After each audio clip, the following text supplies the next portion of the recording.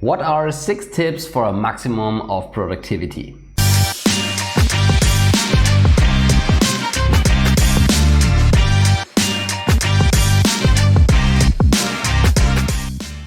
Hi everyone, my name is Johannes Niari, and on this channel I share my own learnings and experiences from my current journey in management consulting. This means that we talk about consulting, business and mindset on this channel. And if you're new to this channel, then please subscribe to it. Please also leave a thumb up. This will help that you don't miss any new video here on this channel. And today we talk about 6 tips for very high productivity if you work in consulting or a management position. And why is this topic so important? If people work in consulting, then typically they complain that the working hours are so long. And yes, we have to admit these long working hours exist, especially in tough phases of the project. So always remember that management consulting is a project-based business. So this means you will have times where you have to work very, very hard, usually around important presentations or the end of the project. But there will be also times where you have less workload. But the thing is that no matter in what kind of project phase you are, you have to really take care of that you get the most out of your time that you invest in your work. You see, because the thing is that you get used as early as possible, not only to work hard, but also to work smart. And this helps you to get the best results in the least time possible. And what I want to do today is that I share 6 productivity hacks that helped me back then and still help me today to be very productive. And the first thing I want to talk about is the following. And the first tip that I want to give to you is that you define the most important task of the day and do this task first. So this is based on a book called Eat That Frog by Brian Tracy. And in this book, he has the recommendation and the thesis that you should define every single day your most important task, the most critical task, maybe the task that you don't really want to do because it's kind of, very tough to do it. Maybe there is some, you have to make an uncomfortable call to a client. Maybe you have to do an analysis that is very complicated. Maybe you have to work on a presentation that is very important. It doesn't matter. But the important thing is that every single day you define one most important task and that you start the day by doing that task and that you don't do anything else before you have completed the task. And this will help you that every day you make a huge progress towards the goal that you want to achieve in your project. Then the second tip that I want to share with you is the following. And this tip is something that I use almost every day, and it's the pomodoro technique. The pomodoro technique is basically a technique that helps you to divide your entire day into work packages. And pomodoro technique basically means, or the basic principle is that you have 25 minutes of very concentrated work and then 5 minutes of breaks. And you can also extend that. So I don't always do 25 minutes. Most of the time I do 15 minutes and then 10 minutes of break.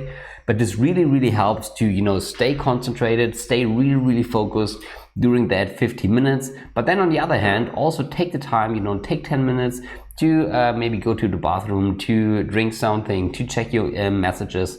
And this really helps you to stay focused and to stay very productive in these 50 minutes, but also, making sure that you have enough breaks.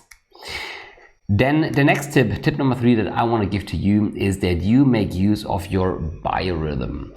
You see, during the day, we as humans have different productivity phases. And usually, this might be different for everyone individually, but if we talk about the broad human race and human productivity, then at the end it's always the same.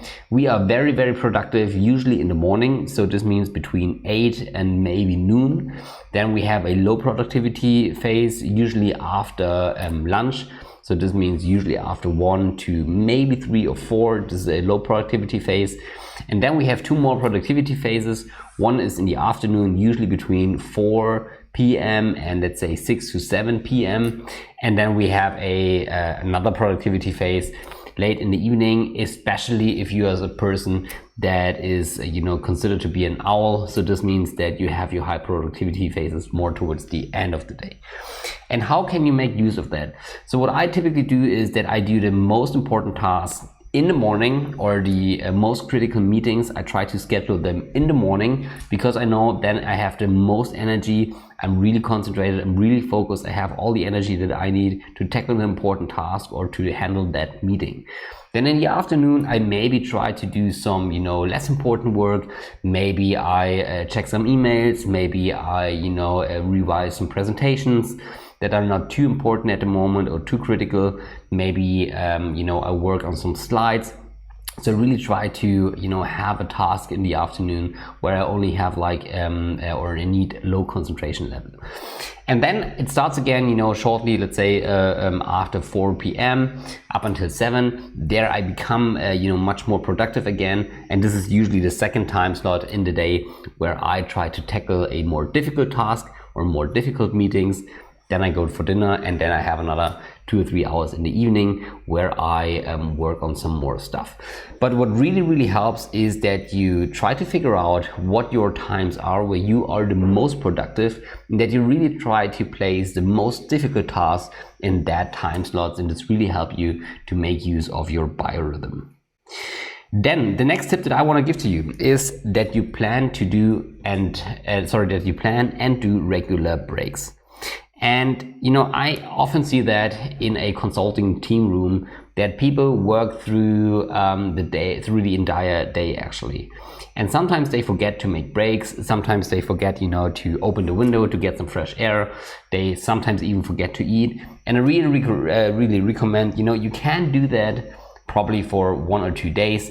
But being successful or good in consulting is not a sprint, it's rather a marathon. So this means that you really need to make sure that you make regular breaks, like getting up, walking around the block, having something to drink, getting some fresh air, move a little bit. So this really helps you to stay focused, to increase your productivity throughout the entire day, and make it a habit that even in heavy project phases that you don't miss to do those breaks. Then the fifth tip that I can give to you is that you have a first time right approach. And what does that mean?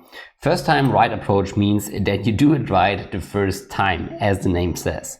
But what does this actually mean in consulting? So this means, for example, if you work on a slide, that you don't say, okay, I just do the draft and I have plenty of iterations.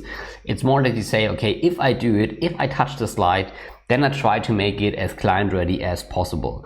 And this really, really helps, because then you can focus, like let's say you work a half an hour on a slide, then you really can focus on producing the best result during that half hour.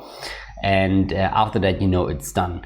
And typically what costs a lot of capacity, in your brain is if you start something and you can't check it off the list because you have to touch it again, maybe the next day or maybe in the evening.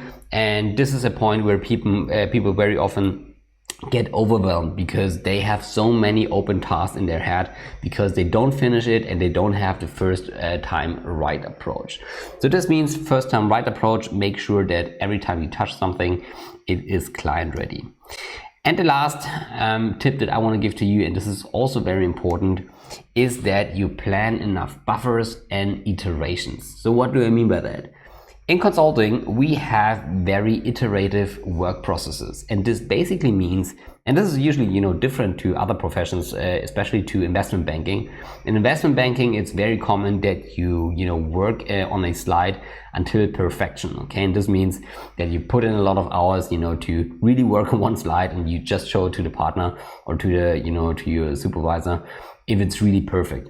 In consulting, it's a bit different because there it's more dynamic, and working with slides is more like a problem-solving process itself. Okay, so you have plenty of iterations because you also want to bounce some thoughts.